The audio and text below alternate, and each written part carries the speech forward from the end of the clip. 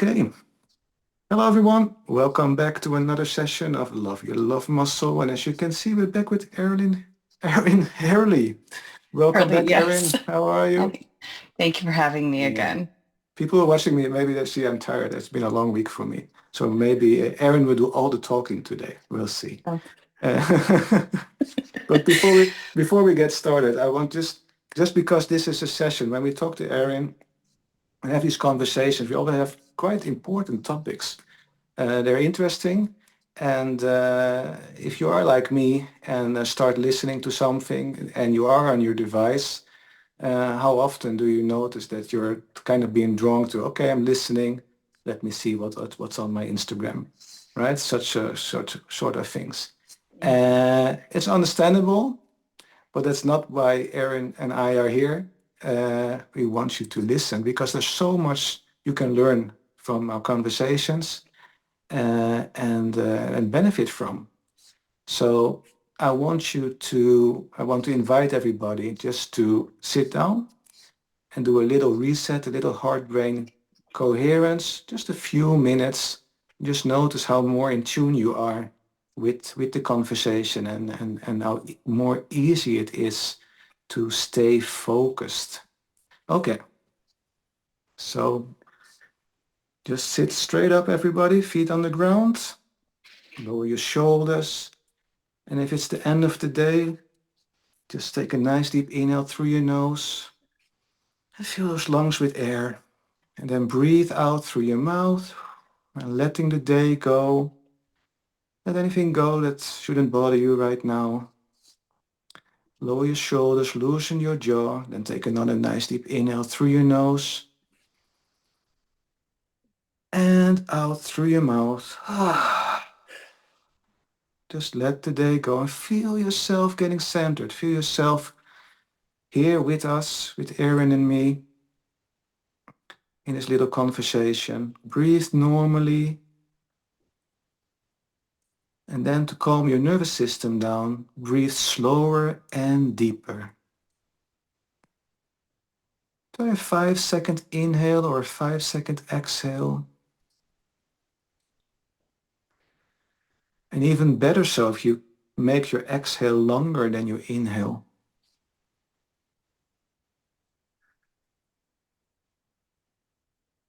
Just breathe in a tempo, in a way that's comfortable for you, but just slow down your breath, calm down your nervous system, slow down your system.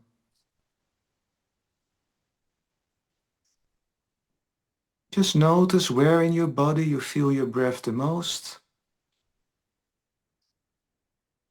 Maybe you feel your breath the most in your nostrils, the back of your throat, or your chest, or your tummy.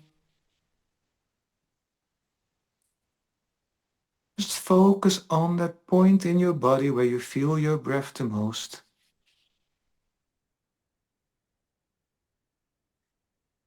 And make a mental note of how it feels breathing through that point.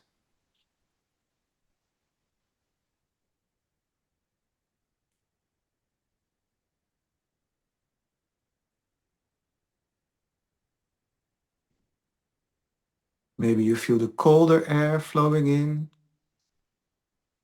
the warmer air flowing out.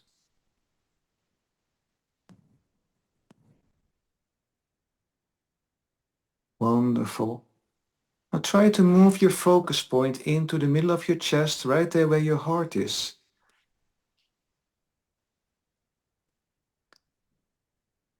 And if you want more help to focus on your heart space, just put your hand on your chest, right over your heart. And just imagine now that you are breathing through your heart. Just imagine the air flowing in through your nose, going down through your throat, down through your heart and into your belly, and then back up again through your heart and out again.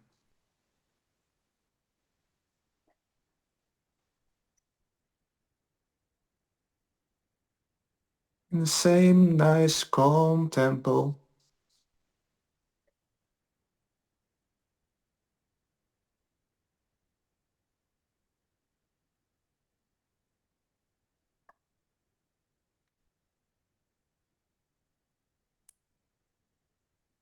and try to set the intention for yourself to be present throughout this conversation, throughout this podcast session,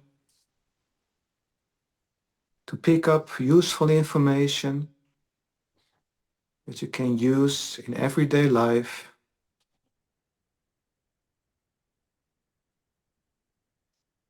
Maybe you want to take notes during the session and want to ask questions afterwards in the comment field.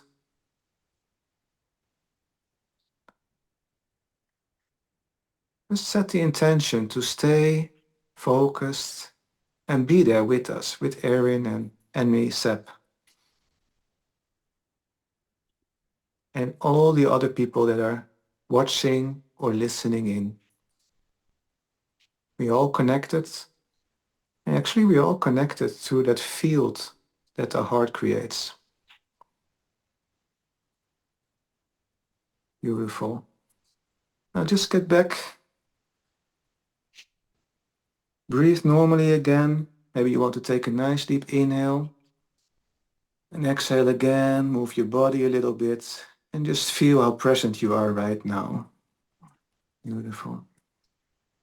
And Erin, you're not the only one yawning during those kind of sessions.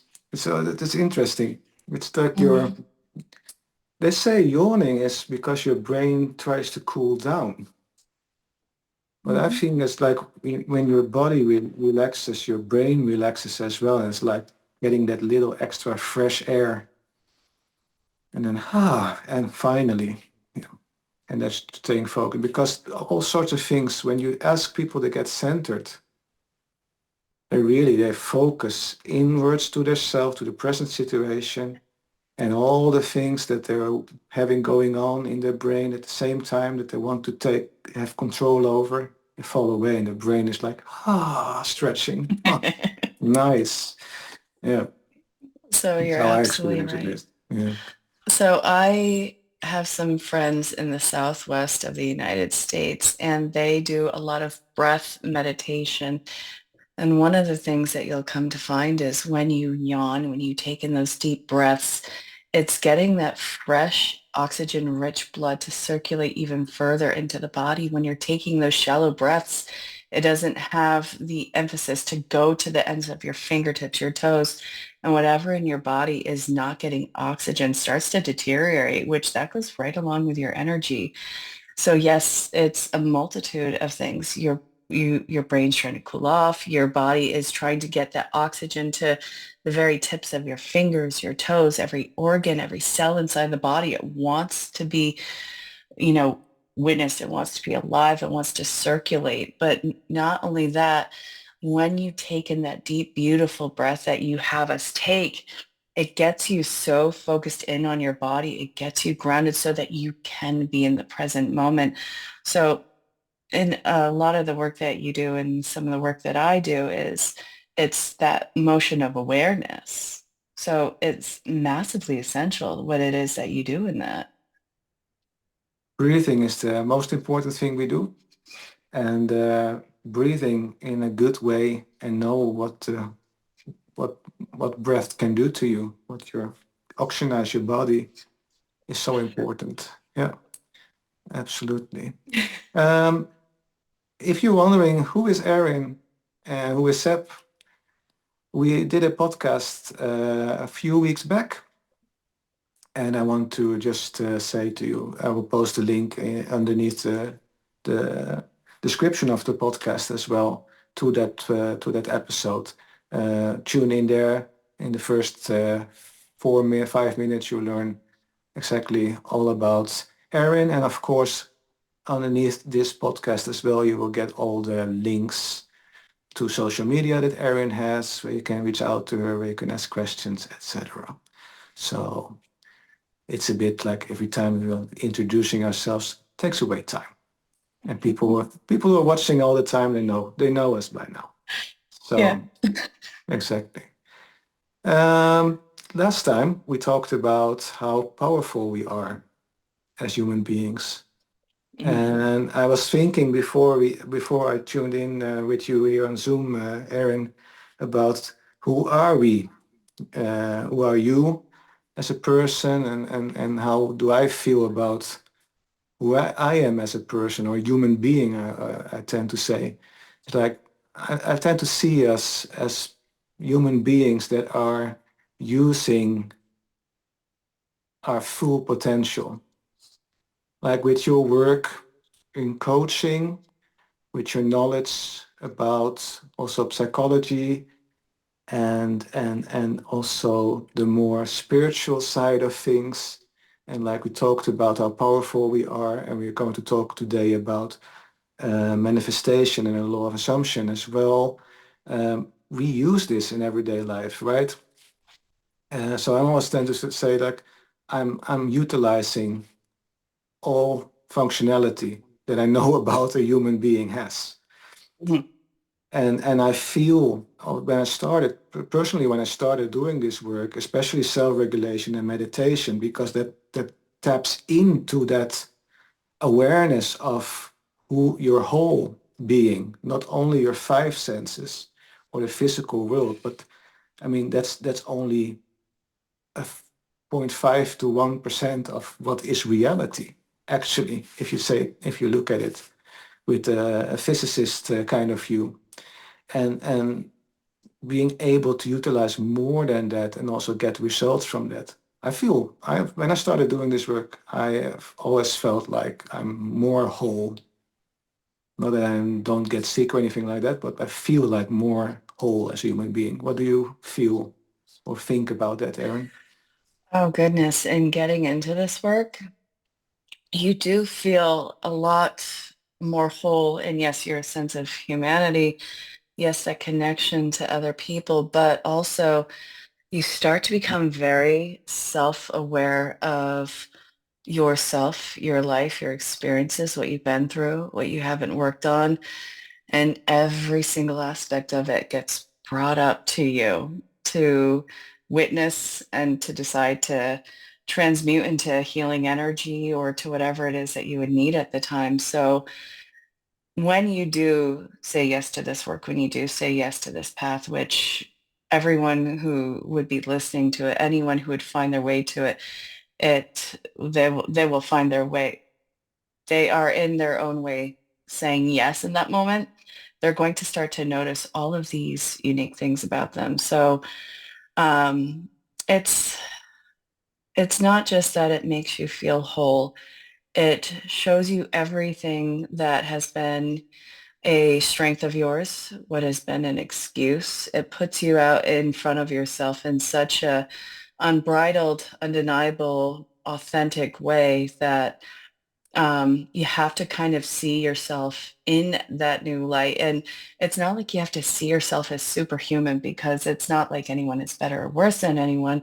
It's like taking away just this basic concept of you are just walking through an experience in this world.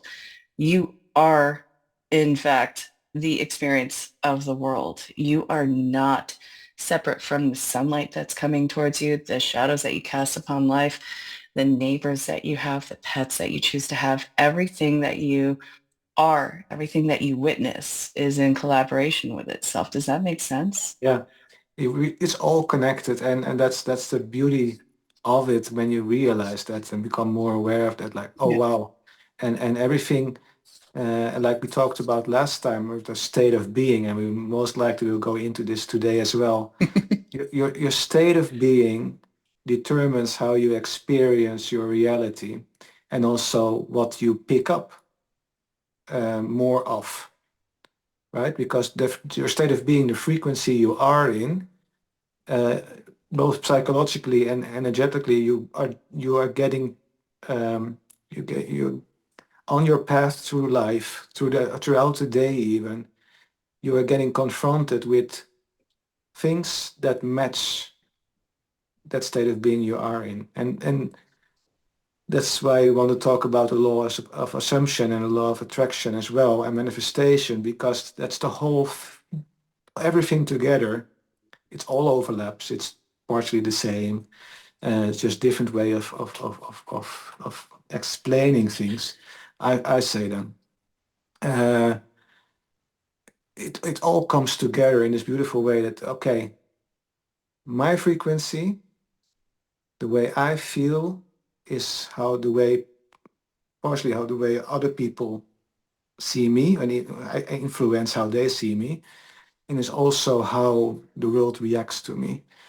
Um, and that it's if that sounds spiritual, it's actually not, because just just get up in the morning and go to work and decide to be a grateful person that day and show gratitude. 21st of September was World Gratitude Day, and I've been talking about gratitude ever since.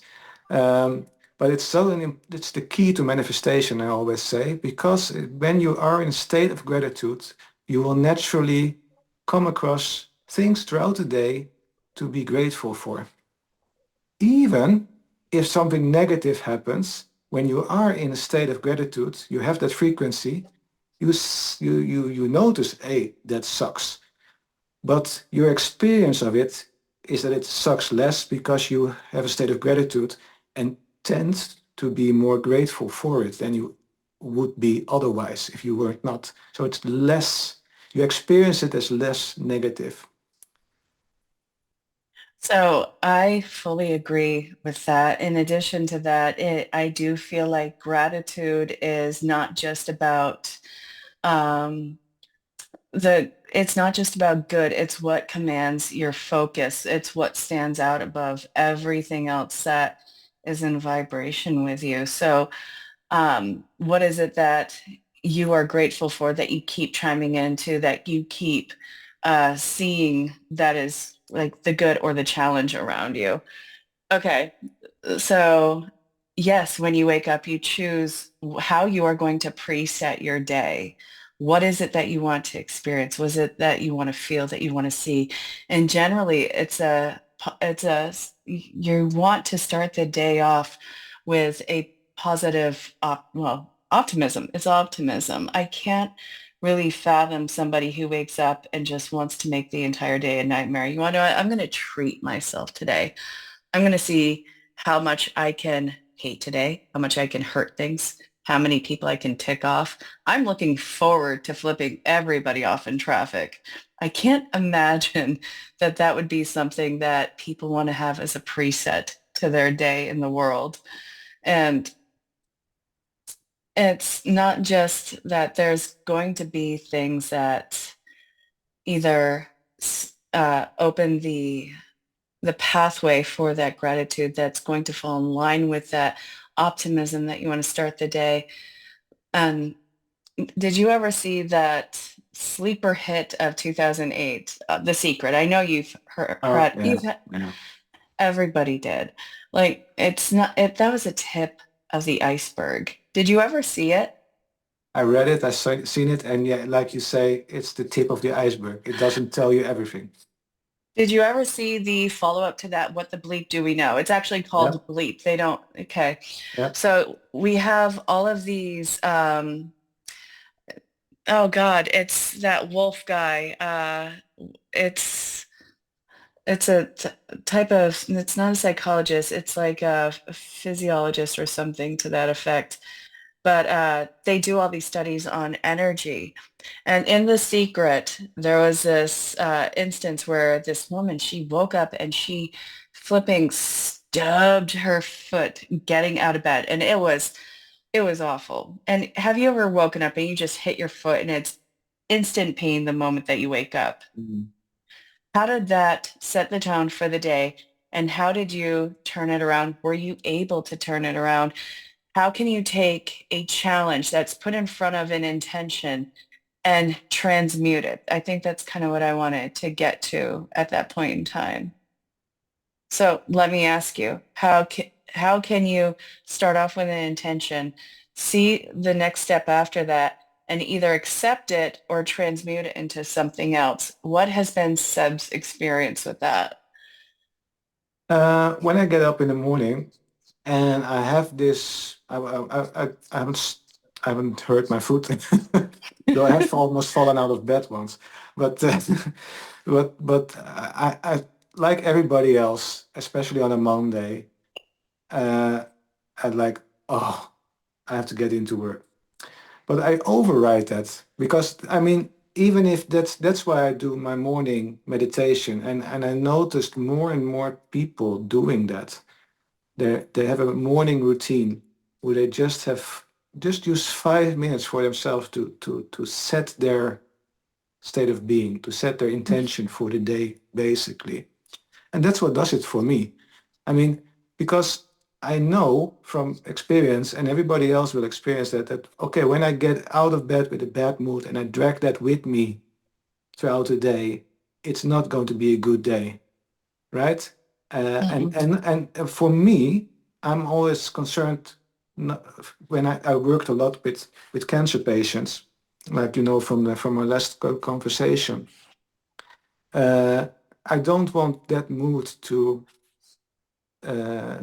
get transferred to my patients. That's not, there's no help for them. I mean, I'm not, that's not my work to do. So I have to, I won't say transmute. I have it as knowledge, right? Oh, today I got up with, in a less pleasant mood, but Mhm. I reset that. Meditation reset, like just what we did a few Mhm. minutes ago before we started this session. It's so important to do because you reset, you refocus, and all the things that you were busy with, like what I said, your Instagram, whatever, that's what you also can have in the morning. Oh, I have to check my Mhm. mails, etc. Like, no, you don't do that. Mhm. Just you just reset time for yourself. I'm here right now. What do I want to bring to my day? How do I Mhm. want to be treated? How do I want to treat others? How what state of being do I want? How can I be both pleasant to myself and others and be productive? Uh-huh. And that is so immensely true. And the thing is, I look on both sides of this. And while you're saying that's true and you have to take 5 minutes for yourself, you will find situations and people be like, well, I don't have 5 minutes. I have to get up and go.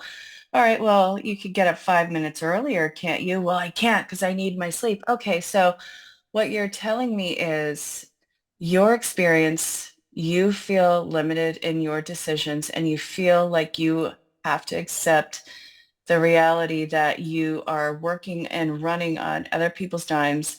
Your time, your efforts is all to be utility to everyone else, and you are just here to be whatever for somebody else. And then the fact is that is such a limiting mental belief, and that is actually where their assumption is. That's who they see themselves as. That's what they have forfeited, I guess, their power into. I'm going to do this because I don't know any other way, or I am not allowed any other way. Mm, And I'm here to challenge that. You can. They may not like it. You may get some blowback on that, but it's not for you to just fold underneath that pressure. This is where is this going to be my excuse or is this going to be my determination?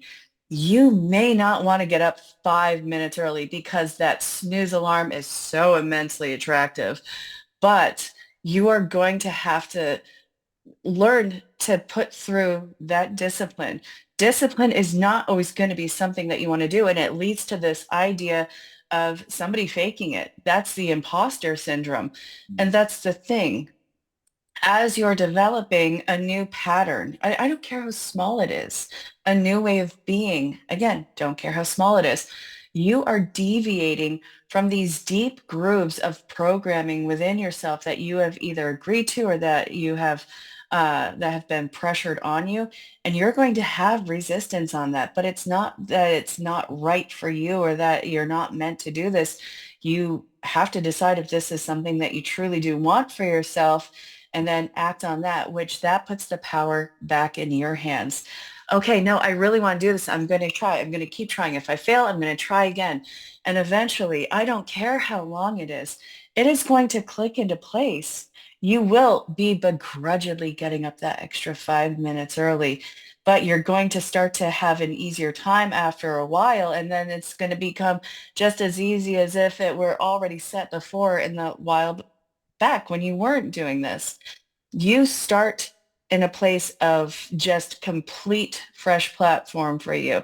It is up for you to decide if you want to go through with it. Do you get what I'm saying? Yeah.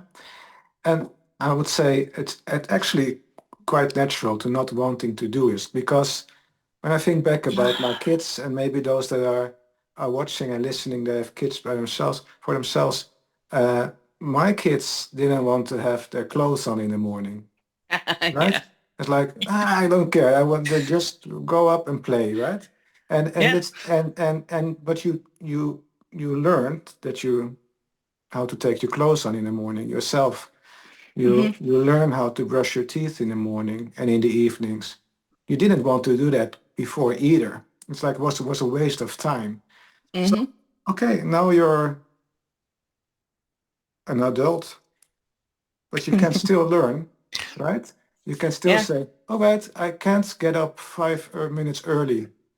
But if I go to bed 5 minutes early and then also get up 5 minutes earlier in the morning? I just move my whole night 5 minutes. Is, I would like to get to bed 5 minutes earlier because I'm tired in the evening. Oh, okay. Well, naturally, you would just move your whole night 5 minutes, and all of a sudden you're awake 5 minutes earlier. And what you didn't want to do in the evening, you can now do in the morning because you're awake and ready to take a little reset, a little time for yourself to prepare yourself for the day. And you're going to meet in those instances people who are actually going to have to decide if they are that person. And Hmm. it's not a bad thing. So it's like, okay, no, this is stupid. I don't want to do it. I just want to sleep in. I want to be able to do this. But like we were talking about before we're on this, you are going to start to see the difference in people and how they want to start being more for themselves. It's not, again, better or worse. It's not better or worse. It's just that different caliber. You Yeah. know how people do like this work routine, this diet, this exercise routine, and they'll have like the cheat days? The cheat days when they're like, okay, now I can relax, I can do what I really want to do. What they really want to do, that is still the base of who they are. And this and what they're behaving with throughout the rest of the days, that's who they aspire to be. But there needs to be a transition from who they are into what they want to be with less of a shift, if that makes sense. Yeah. So eventually that person is not going to just stay on that routine. They're either going to be all about that new life that they're stepping into, or they're just going to start being like, I want that extra day off, the additional day off. And then they're going to slip back into patterns of behavior that are enabling for themselves, but it's not getting them to where they want to be. So they learn to want less. They learn to Yeah. want to do less. They learn to want to, well, I don't want to say be immobile or anything like that because it's not like that, but it's just take away from the growing in their life. Yeah. Either stagnate or just stay the same. Hmm. I would, what I find interesting or a challenge is I was thinking, how can I make it more fun for Hmm. people? Like turn things into more of a game. Like people get more engaged into changing. Hmm. I think that that would be a great part because one of the things that you start to see with others as they move on to different energy levels in life, they think they have to present a certain way. And the thing is, the world needs you to kind of be uniquely yourself. And before everything was compartmentalized and structured before you, you were this abstract piece of art that was just kind of designing its way through the world. You need to take that design and elevate it up with you. Does that make sense? Yeah, yeah, absolutely. Yeah, So with the unique character that you are, with the life experience that you have had, which it's different for all 8 billion people on this planet, from the 8 billion different perspectives that we have, what is unique and so special about you that you can still have like this elevation in the vibration of what it is that you want to experience in the own unique way that you can? So that breaks it down even more. It's this big convoluted, um, yeah, I'm going to say this energy field. It is that sense of oneness. Yeah. It is, and this is where I start to kind of get into the chaos theory of it, because it is the sense of oneness and its uniqueness all in the same breath. It is the sense of having these different levels and then having the reach up and that you just see something that is on level with you that is different. And I know that this is going to sound just as weird as it is, but everything is and it isn't at the same time. It is the zeros and the ones that you get to experience in life. Is it going to be your on switch? Is this going to be your yes? And what is it that you are saying no to? Does that compute? I know how it can sound because Mm. it's an experience. It's a Yeah. perception. It's a decision of awareness. And uh, I would say, um, I would say that's how life is, right? And also, we all experience our lives in different ways Mhm. because we have our culture, our history, what we've learned at school, what we've learned from our parents. We all have the world according to me, right? You have your world according to you. You're born and raised at a different side of the globe. Uh, Me as well. So we have different culture, different perspective, and that's what the fun part is. I think we talked about it last time as well. But instead of looking at it as being different, we should combine all those experience because that's what connects us, right? When we combine all the experience and combine all our views and not look at it as being different and necessarily something bad, but just as be open to it and try to understand it from different perspectives. It gives you such a more broader view of the world and life in itself, which I think is helpful in itself to navigate through life. So yeah, we did touch on it. It was either the big mosaic painting or the quilt, the very thread that you are that makes you so unique in what your place is in the world. Hmm. And it stands just as true as it does now. So one of the things is what do you want? Do you like who you are in life? Do you like what you have or what you want in life? If the answer is yes, then you keep doing what you're doing. If not, then what are the changes that you need to make to get on a higher vibration, to see things on that higher vibration that are just so simple for you to reach out and grab? Because okay, let's think about it this way. What is your vibration? What stands out to you the most? What is your day to day for you? For me, it's like you wake up and I hit that snooze at least once. I do. No matter how hard I try, it's a reflex at this point. And I'm that person who wants to have that additional sweet extra 10 minutes of sleep. But then my favorite thing to do is to go make that cup of coffee because I can smell the aroma. It is such a simple pleasure. And I know exactly the way that I like to make my coffee and the exact way that I like to enjoy it. And the exact time that I'm having it is when I'm having my first session with my first client where she's in a different part of the state and we're doing a morning exercise routine. Like that is the person that I am. I want to wake up and I want to start the day with something that is simple that is going to allow me to be helpful to somebody else. My sons are old enough to where one is a sophomore in college and he gets himself ready for school, and the other one, he doesn't take much to get ready. So this, it's like, it's something that is pretty automatic. Everybody is in their comfortable routines, and it's like a baseline of having comfort to start the day to be of service and to have a time of interpersonal education, a time of, having chaotic busyness and seeing how far you can reach out to others to be of service, to be of help to them, because that is work that feels so validating. That's work that makes my soul feel like it's enriched and that it's filled with life. And it's just to see somebody and to know that their transition and something clicks into place and that highlight in their eyes, that is a vibration. I love to witness change in others. So my preset, my vibration of everything is looking for evolution. It's absolutely a passion. So if I were to ask you, What is your preset? What is your routine? What does this say about you? Who are you to this? Is this something that you like? And do you still want to pursue it? If the answer is yes, then you follow that. If not, then what needs to change? So Seb, what is your preset? Who are you in this world? How does that Exact, feel for you? almost the same, except for the coffee and the snooze button. Because if I hit the snooze button, I don't trust the snooze button to wake me up again. So I get up straight away.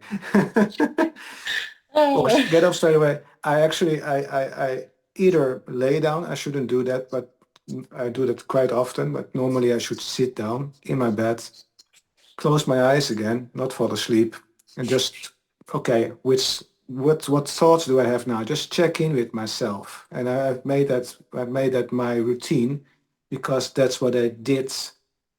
From that moment, I decided to change myself because I was in a situation where I was maybe losing my job and I wasn't pretty happy with myself and the world around me. So that routine worked so well for me that I just kept that. And it's also therefore I also recommend people to do a short self-check-in, self-regulation, meditation, whatever you want to call it.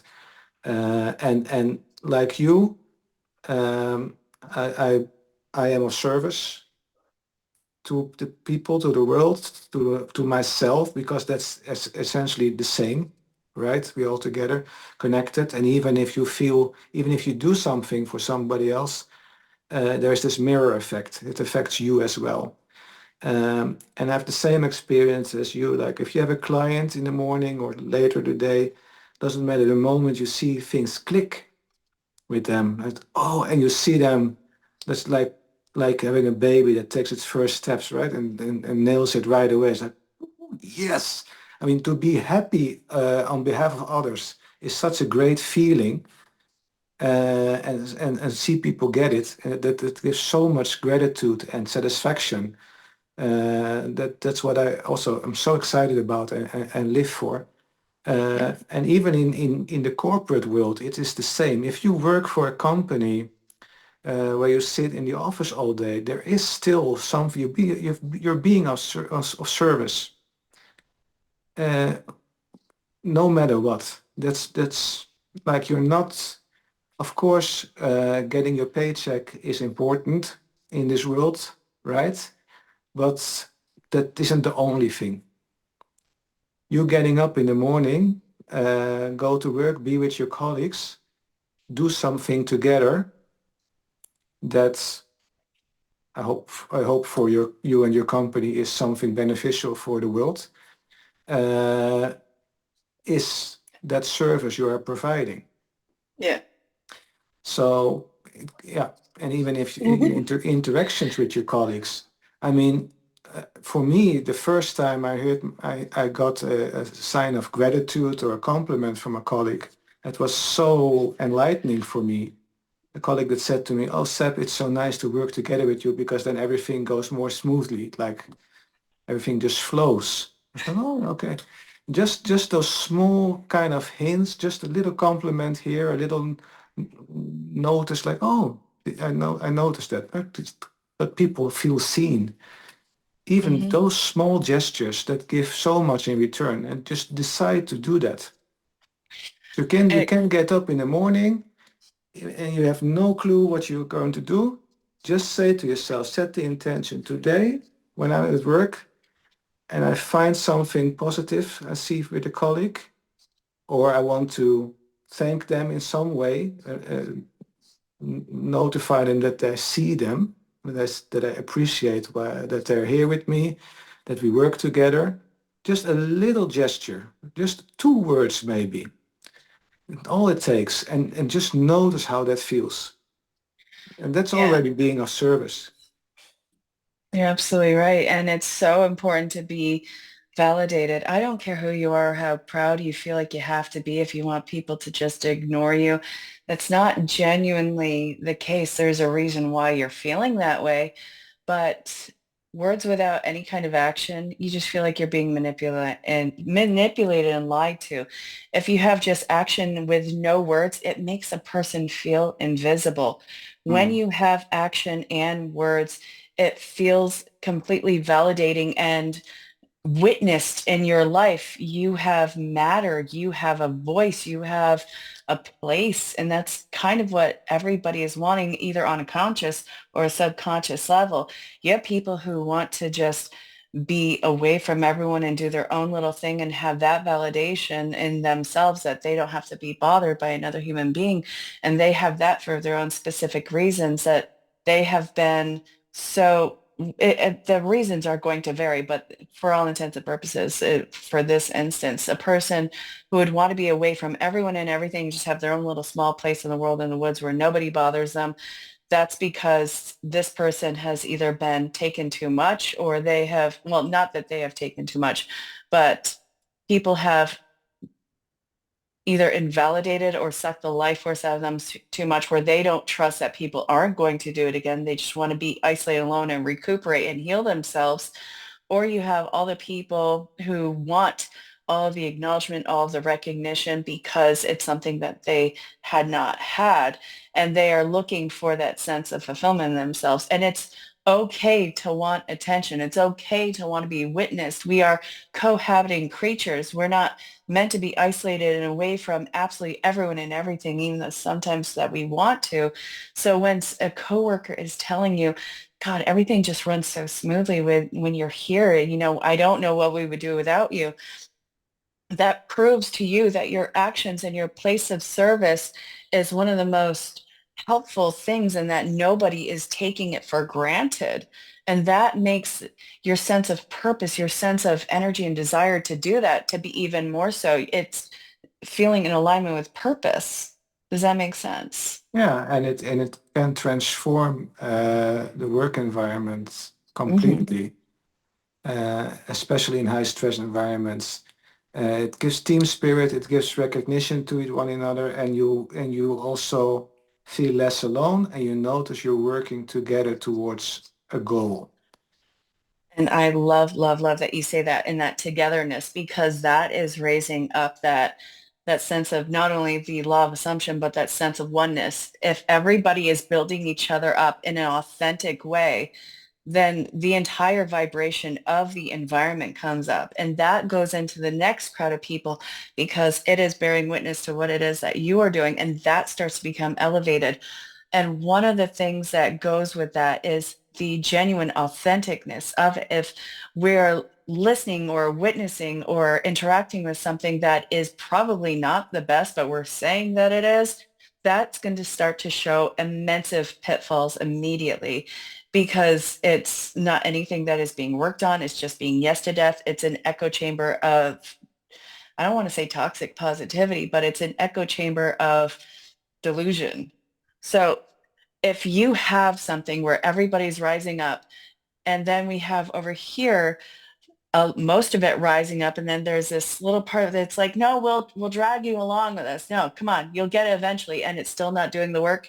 You're going to have to see that for what that part is and address it immediately like this, and this is what this is not doing. This is what Mm. this needs to be done. And you have to decide if this is truly for you or if you would feel different in a different vibrational wavelength or a different area, different compartment. So it really does not, it's not a level of separation, but if something isn't authentically on level with you, it's either going to have to step up or it's going to have to step aside into something else because that will not be sustainable in the long run. It can be there for a little bit in the hopes of something is going to be transmuted, but it's not going to be able to move as forward as you would like. Does that make sense? Yeah, exactly. Uh, yeah, that's the whole dynamic. But I want to go back a little bit about law of assumption Yes. manifestation because people might be wondering when are we going to talk about that? You said the words a couple of times, but that's actually what uh, do you agree when I say what we've been doing now so far and also in other talks and we'll mostly likely do in other in common talks as well, is that we change people's assumptions?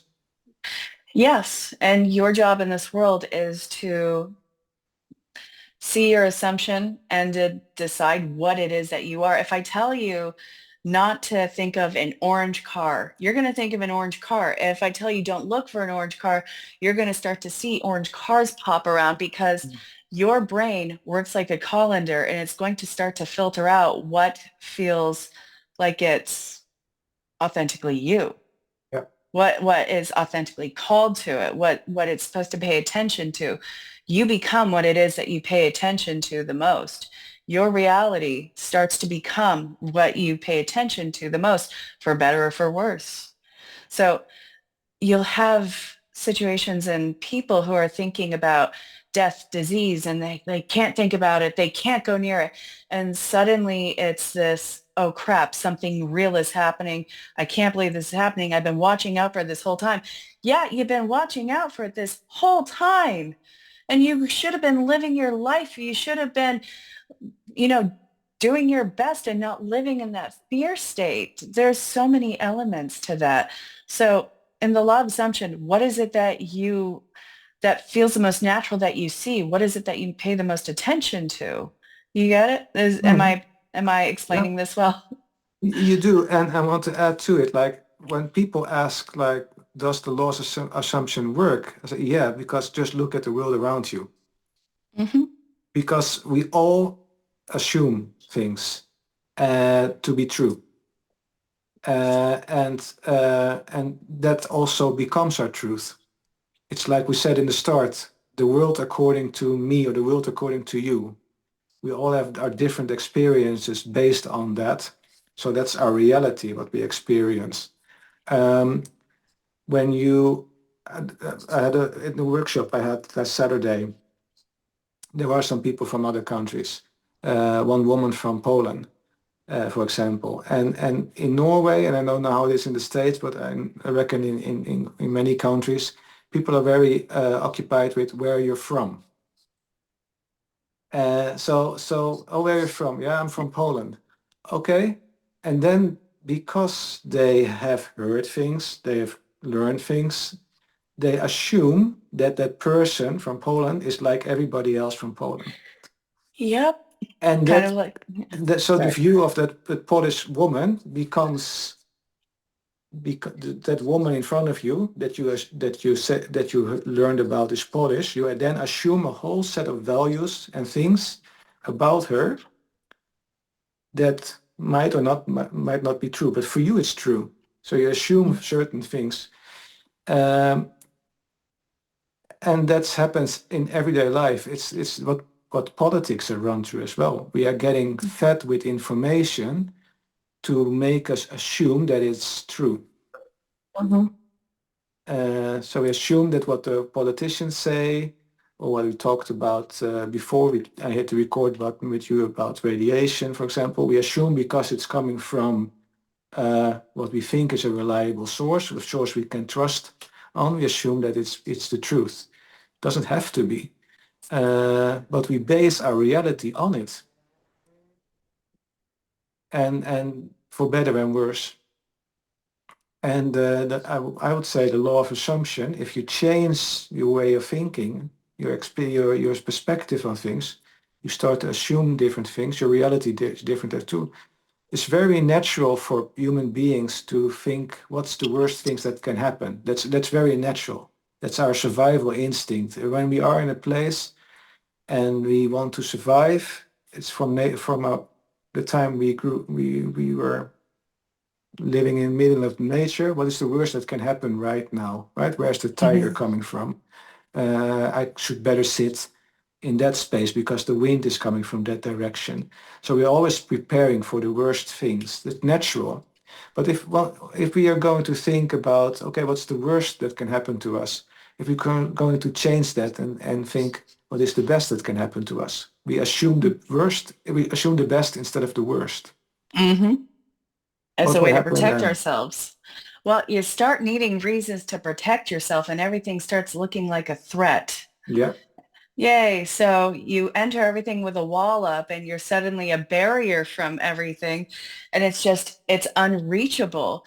There has to be something, a light in the, and there has to be a light, a hope in the dark that chips away at that wall and starts to show you that life is not all bad and that your life that you want to live is possible, but you have to stop looking outside and start looking inside and communicating. Like as I'm talking to you, suddenly I started coughing.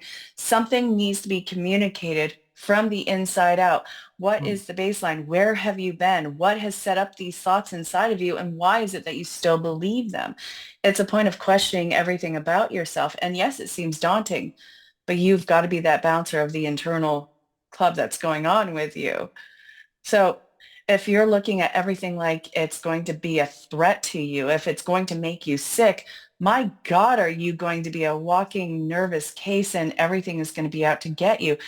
But if you have even anything that can switch into a shred of hope and a shred of light in the dark, you can follow that and start to minusculely on a molecular level, start to transition from one place to another inside of yourself, and your assumptions about the world and how it responds to you is going to start to be in correlation. Yeah, It's personal evolution. exactly. Yeah. And that change is important. For those working in healthcare and trying to communicate to their patients all the side effects of a treatment, how do you think a patient that is assuming the worst is going to react when you say when you just give a list of all the side effects of a treatment? Mhm. I've experienced Yeah. it myself. If you say yeah, it can be that you feel this and that and this and that, and the next day they come back and they have had all the side effects, right? Hmm. Because they assume that these can happen. But the moment you tell them, I have to tell them, I have to tell this to you, so you know it. But most of the time, this doesn't happen to anybody. But Hmm. if you experience it, you know that it's normal or can happen. You don't have to worry about it. If you start your conversation and then say this and this and that can happen, but often or not, you don't notice anything. That's I a gotta whole ask you a different thing. question. Yeah. How do you get your clients, your patients to go beyond what the side effects could be or what the negative reactions can be? How do you get them to have a better response? I'm asking, you personally, because I think that that Yeah. is immensely great. You can give them everything and be like, I don't think this is going to happen to you, and I'll tell you why. So I want to hear what your thoughts are on that, what you know to be true. Yeah, you don't have to lie about it. You just say the facts, right? Because Yeah. the thing is, in Norway at least, nurses have to tell their patients about the side effects. Because if they don't tell about it, the patient can say, "Hey, I didn't know that, Mhm. right? That I could get this, and it scared me." And no, maybe in the US you can sue your Oh God, yeah. your You can practitioner sue for people it for as wearing a well, black tie. Come on. right? So. Uh, I just say I have to tell you this. This is information about side effects that can happen, but they don't have to happen to you.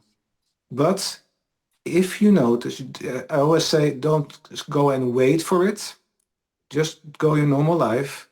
But if you happen to notice something like this, and this, and this, and that, just know that it is normal. It is nothing to be afraid of. And just when you come back to me next time, just tell me about it and we follow up on that. And that's soothing instead of giving them a list and not preparing them for it. If your patient or your client is in that state of in a mindset of what is the worst that can happen to me, then They're then gonna find out. they can find it. And the placebo effect is very strong, Oh God, yeah. People's right? resilience and desire to live is incredible. Yeah, I can give a piece of paper with the side effect to say this is what can happen and be done with it. Then people can interpret it as, oh, yeah, I have to make sure that this and this doesn't happen, like you said with the orange car, right? Don't look at the Hmm. orange car, and then you start searching for it. It's everywhere. Same with side effects, Yeah. right? So in changing their mind and getting them to be optimistic instead of playing on, the serious, well, not the seriousness, I'm sorry, poor choice of words in that. Instead of playing on fears, instead of playing on the warnings of everything and just informing them, getting them to see the hope in it, getting them to see that how resilient they are, getting them to see that not everything is lost, and showing them that they are, for the most part, in control. They do have the ability to overcome things. And it's not just about the resilience, but that's honestly where you can see miracles happen. I've seen people come back from like in documentaries and sometimes in personal life, like, I've seen people come back from cancer.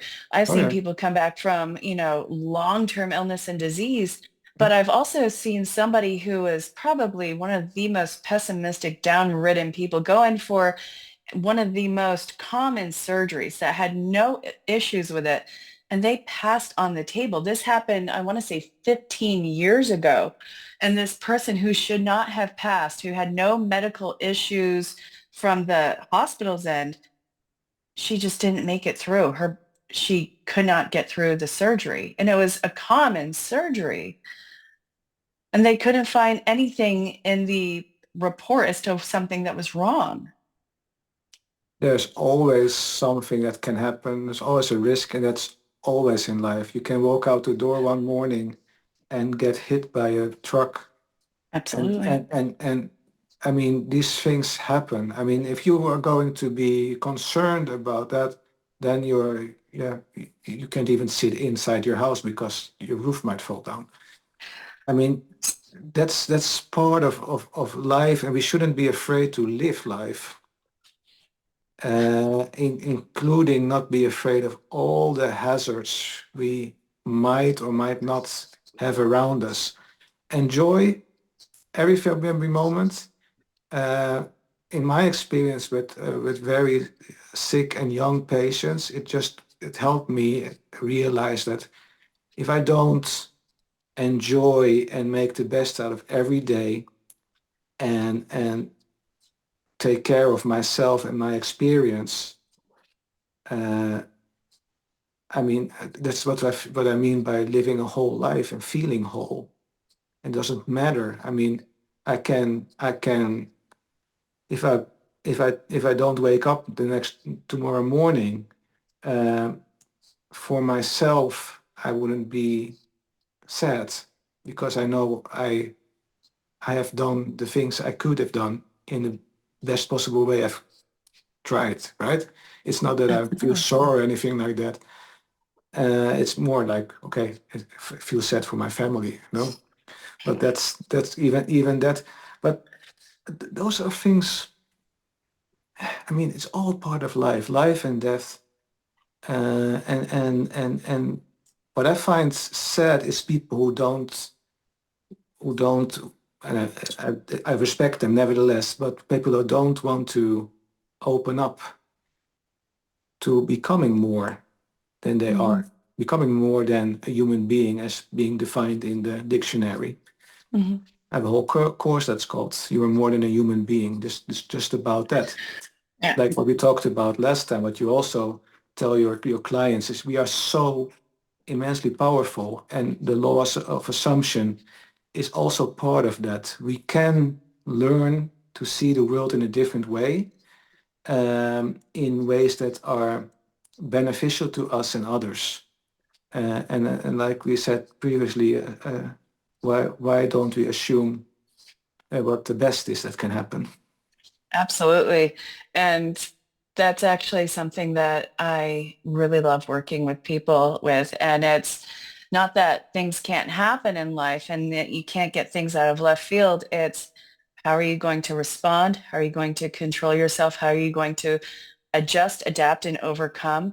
And how are you going to recover from this? Because it's not going to be something that's negative. It's something that can be a challenge, absolutely. Hmm. But it's meant to, it's meant for you to overcome something. It's meant for you to be powerful.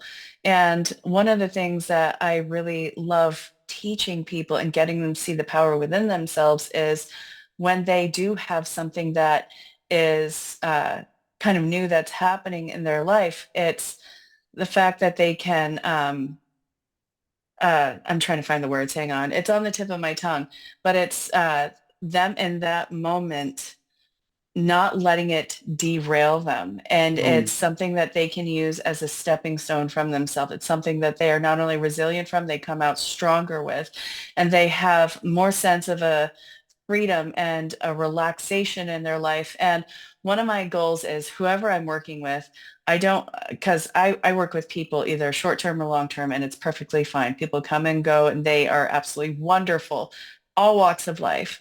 I never want somebody to finish their life dying. I want them to finish their life like I don't want people to die. I just want them to finish living, live a life that is so fulfilling that it moves on beyond their time here. Like yeah, they have something that is a legacy to them, that something that they can feel comfortable and proud with, that they have a sense of peace with. And I see that in some people that they have a life that is so amazing, so enriching for themselves. And again, through all different walks of life. And it's when they finally go into that transition of life into the afterlife, it's like it is a celebration of your life. I can't believe all the things that you were able to overcome, the footing you were able to make for yourself, what it was that came after it, the things that you healed within yourself that transmuted into the external experience outside of you. It is remarkable. And I've seen some people that I work with, and they have made reconnections and reconciliations and closures in their life, and that whoever that they had done, in a few instances, they had passed on, they had finished living, and they got that sense of closure, that sense of peace, that sense of reconciliation. There is truly that I'm just going to be super cheesy and say this, that sense of oneness. yeah. And I want this very amazing what you say right now. And for people watching and listening in, like you don't have to be the next Dalai Lama or the next president of the United States to make an impact. I mean, such you have such a ripple effect by just telling your colleague that you appreciate them. Mhm. Just that one little thing. I mean, that can have such an impact on not maybe one person's life, but think about that family of that person's life you're affected with that. It has a Mhm. ripple effect that goes all over the world, in essence. Absolutely. And that's just a tiny thing. It costs you 2 seconds of your life and two nice words, and it's just and that's the amazing impact you have on the world. And that ripple effect has also a mirror effect because it comes back to you. It comes back to you. The scent of the rose remains on the hand of the giver. Yeah, exactly.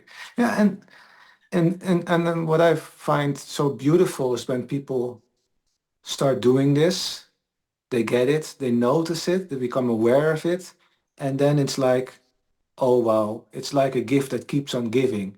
And forgive yourself for not feeling well one day and not being in the mood one day because that's all allowed, right? We can't Mhm. be we can't be out there all the time.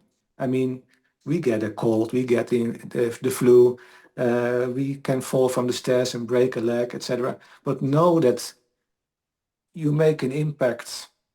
Oh yeah, different ways when you fall from the stairs as well. But you have made an impact. And even if you get into a situation where you, for example, break a leg, uh, you notice that ripple effect, that mirror effect coming back to you because people will acknowledge that, will try to help you, will tune in and say, hey, how are you doing? Right? Just because they know you as a person that is, I won't say positive, but sees other people and has an impact on the world. You're not alone You anymore. never were. No, you never were, but you shouldn't Yeah. feel that either because just by doing small things. Well, there, in that you shouldn't feel alone. That's something I think that we should address in a future podcast. And how we can be of service even more to one another and be that sense of community that we as human beings crave. Hmm. And it, I think that there's a polarity that I kind of want to get enmeshed in next time because I would love to have another one with you if you're ever open up to it. But yeah, I think that that sense of alone and why is that happening? I think that'd be a great topic to uncover next time. Absolutely, absolutely. And a very good topic for especially the Scandinavian countries. Let's wrap it Yeah, up. let's wrap it up. That was a really important note to put things at for next time. Hmm. So yeah, thank you, Erin. Thank you for having me. It's a pleasure. Again, I feel I really enjoyed these. Always interesting, and I hope for those that are watching and listening, thank you for holding on and keeping focus. And I hope you made some notes. And if you have questions, put them in the comments field or look at the links that are posted under the videos and under the audio recordings, and contact Erin and me directly if you want to. Thank Okay. you, everybody, Thank for you so much, showing up everyone. today. Great. Thank you, everyone. Thank you, Erin. Thank Take you. care.